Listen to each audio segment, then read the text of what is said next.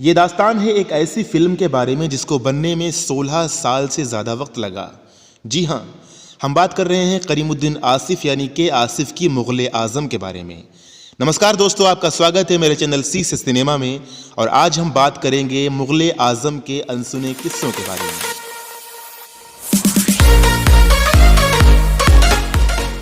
क्या आप जानते हैं कि मुग़ल आज़म की कहानी उर्दू लेखक इम्तियाज़ अली ताज के नाटक अनारकली पर आधारित थी। वैसे कहने को तो अनारकली पर 2 फिल्में पहले ही बन चुकी थीं। आर्देशिर ईरानी ने अनारकली नाटक पर 2 फिल्में पहले ही बनाई थीं, लेकिन के आसिफ के दिमाग में इस कहानी को लेकर अलग ही विजुअल्स आ रहे थे और इसलिए उन्होंने 1945 में मुग़ल आज़म बनाने का निश्चय किया। उस समय इस फिल्म को प्रोड्यूस कर रहे थे शिराज अली हाकिम। कास्टिंग की बात करें तो इसमें डी.के. सप्रू, चंद्रमोहन बाबू और नरगिस थे। 1947 में देश का बंटवारा हो गया और जिस वजह से शिराज अली हाकिम को पाकिस्तान जाना पड़ा। इन्हीं कुछ कारणों की वजह से ये फिल्म ठंडे बस्ते में चली गई। लेकिन इस फिल्म के निर्देशक यानी के आसिफ बहुत ही जिद्दी और जुनूनी किस्म के इंसान थे। उन्होंने अपनी ज़िंदगी में मात्र 2 फिल्में बनाई, पहली फूल और दूसरी मुग़ल आज़म। हालांकि के आसिफ 2 फिल्में और बना रहे थे, लेकिन वो कंप्लीट नहीं हो पाई और अधूरी ही छूट गईं। एक मज़ेदार किस्सा ये भी बताया जाता है कि के आसिफ दिलीप कुमार को सलीम के रोल में लेना ही नहीं चाहते थे, लेकिन इस फिल्म के दूसरे प्रोड्यूसर यानी शिप्रोजी पलौजी दिलीप कुमार के बहुत बड़े फ़ैन थे और वो सलीम का किरदार दिलीप कुमार को ही देना चाहते थे। तब के आसिफ को दिलीप कुमार को इस फिल्म में लेना पड़ा। और अगर अनारकली के रोल की बात करें तो ये फिल्म पहले नूतन, सुरैया और नरगिस को ऑफ़र की गई थी, लेकिन कहते हैं ना, दाने दाने पर लिखा है खाने वाले का नाम। जब उनके साथ ये फिल्म नहीं शुरू हो पाई तो आखिरकार ये फिल्म आकर गिरी मधुबाला की झोली में। दूसरी तरफ 1953 में मशहूर फिल्मकार नंदलाल जसवंत लाल की फिल्म अनारकली भी आ चुकी थी।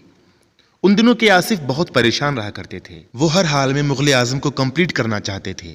उन्होंने अपने दोस्त कमाल अमरोही से कहा, यार कमाल, मैं मुग़ल आज़म पूरी करना चाहता हूँ, मेरी मदद करो। और तब कमाल अमरोही और के आसिफ ने मिलकर इस फिल्म के कास्ट और क्रू मेंबर्स ने एक बड़ा बदलाव कर दिया। कमाल अमरोही, के आसिफ, वजाहत मिर्ज़ा और एहसान रिजवी जैसे दिग्गज लोग इस फिल्म की स्क्रीन प्ले पर काम कर रहे थे। म्यूज़िक का काम दिया गया था नौशाद को और लिरिक्स लिख रहे थे शकील बदायूनी। सलीम का रोल दिया गया the tragedy king Dilip Kumar को। अनारकली के लिए मधुबाला और अकबर का रोल दिया गया अपने समय के महान कलाकार, रंगमंच और सिनेमा कलाकार पृथ्वीराज कपूर को। और इस बार इस फिल्म को प्रोड्यूस कर रही थी शप्रूजी पलौजी की कंपनी स्टर्लिंग इन्वेस्टमेंट कॉरपोरेशन। इस फिल्म के शुरुआत में एक सीन है जब पृथ्वीराज कपूर को नंगे पैरों से रेगिस्तान की गर्म रेत पर चलना था। उनके पैरों में छाले पड़ गए और ये देखने के बाद इस फिल्म के निर्देशक के आसिफ ने जूते पहनना छोड़ दिया। अगर आपने ये फिल्म देखी है तो ये लड़ाई वाला सीन तो आपको याद ही होगा। ऐसा माना जाता है कि उस समय के तत्कालीन रक्षा मंत्री कृष्णा मेनन की इजाज़त से भारतीय सेना की सहायता से इस सीन को शूट किया गया था। 2000 घोड़े, 4000 हाथी और ना जाने कितने हजार सैनिक भारतीय सेना से लिए गए। इस सीन की शूटिंग करते समय बहुत ज़्यादा शोर शराबा हो रहा था, जिस वजह से हाथी और घोड़े कंट्रोल में नहीं आ रहे थे। जो हाथी सेना से नहीं थे उनको कंट्रोल करने के लिए अंधा भी कर दिया गया था। मुग़ल आज़म में यूज़ होने वाले कपड़े दिल्ली में सिले जाते थे और उनकी नक्काशी गुजरात के सूरत में होती थी। इसमें यूज़ होने वाले आभूषण कोल्हापुर में बनाए जाते थे, हथियार राजस्थान के लोहारों ने बनाए थे और जूते दिल्ली से मंगाए जाते थे।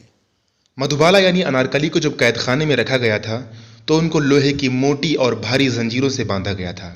हालांकि ये काम मधुबाला के लिए बहुत मुश्किल था, पर फिर भी उन्होंने असली जंजीरों से शूटिंग की। इस फिल्म का संगीत भी बेहद खूबसूरत था।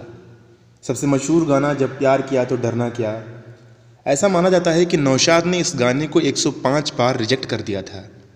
जब शकील बदायूनी 106वीं बार इस गाने को लिख कर लाए तब उसे एक्सेप्टेंस दी गई थी। इस गाने का पिक्चराइजेशन भी बहुत ही कठिन रहा। दरअसल इसकी शूटिंग एक शीश महल में होनी थी।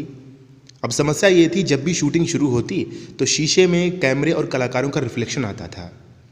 इस समस्या को दूर करने के लिए हॉलीवुड के मशहूर फिल्मकार डेविड लीन को भारत बुलाया गया और फिर डेविड लीन और इसके सिनेमाटोग्राफर R.D. माथुर ने मिलकर सारे शीशों पर एक मोम की पतली सी परत चढ़ाई। उसके बाद इस गाने की शूटिंग पूरी हुई। इस फिल्म में एक सीन ऐसा भी था जब दिलीप कुमार और मधुबाला यानी सलीम और अनारकली को मिलना था और उनके पीछे से तानसेन गाना गा रहे थे। अब समस्या ये थी कि ऐसा कौन सा सिंगर है जो तानसेन की हूबहू आवाज़ में गाना गा सके। तब बड़े गुलाम अली खां साहब को याद किया गया, लेकिन वो फिल्मों के लिए गाना नहीं गाते थे। के आसिफ ने उनको 25,000 रुपये दिए इस फिल्म में गाना गवाने के लिए। दोस्तों, ये वो समय था जब लता मंगेशकर और मोहम्मद रफ़ी जैसे लोग 300-400 रुपये में गाने गाते थे। मुग़ल आज़म अपने समय की और हिंदुस्तानी सिनेमा की सबसे महंगी फिल्मों में से एक मानी जाती है। 1960 के टाइम पर इसकी लागत 1.5 करोड़ रुपए आई थी। ये फिल्म 5 अगस्त 1960 को रिलीज हुई थी और इसने 12 करोड़ से अधिक रुपए का कारोबार किया था, जो आज की तारीख में 2500 करोड़ से अधिक रकम हो सकती है। तो दोस्तों, ये था मुग़ल आज़म से जुड़ी हुई कुछ अनसुनी बातों का किस्सा। अगर आप मुग़ल आज़म फिल्म की कहानी को डिटेल में पढ़ना चाहते हैं तो राजकुमार केसवानी की किताब मुग़ल आज़म को ज़रूर पढ़ें।